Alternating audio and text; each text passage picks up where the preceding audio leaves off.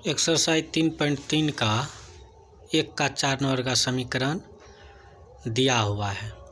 देखिए यहाँ 0.2 है, दशमलव के बाद एक अंक है सब में, तो दशमलव के बाद जब एक अंक है तो समीकरण 1 को हम 10 से गुना करेंगे दोनों तरफ। तो 10 से गुना किए, 10 से गुना करने के बाद दशमलव के बाद शून्य का कोई मायने रहता है। ये 2x + 3y बराबर 13 हो जाएगा। ये भी दशमलव के बाद एक शून्य आएगा, हट जाएगा। फिर दूसरे समीकरण को भी 10 से गुना करेंगे दोनों तरफ। यहाँ 10 से इसलिए गुना किया कि दशमलव के बाद एक अंक है। यदि दशमलव के बाद 2 अंक रहता तो 100 से करते, 3 अंक रहता तो 1000 से करते। इस टाइप से करने के बाद ये तीसरा समीकरण हुआ, और 2 में 10 से किए तो ये चौथा समीकरण हुआ।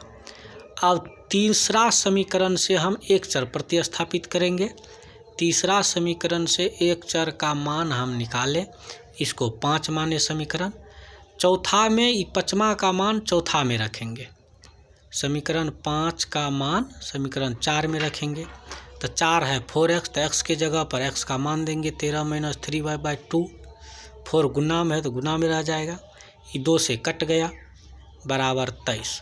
2 से कटने के बाद अब यहाँ आइए 2 × 13 - 3y + 5y बराबर 23 हो जाएगा। तो इससे गुना कर देंगे तो 3 दूना 13 दूना 26 - 6y + 5y बराबर 26। तो ये घट करके -y होगा, तो 26 उस तरफ चला जाएगा माइनस में, घट करके -3। तो माइनस कैंसिल, तो y के मान हो गया 3। y का मान यहाँ 5 में हम निकाले हुए हैं समीकरण x का, तो y का मान 5 में रख देंगे। तो 13 - 3 गुना y का मान 3 करेंगे /2। तो 13 - 9/2। तो 13 में से 9 घटा तो 4, 4/2, 2 से 2 कट गया। तो x का मान 2, अतः लिख देंगे अतः x बराबर 2 और y बराबर 3।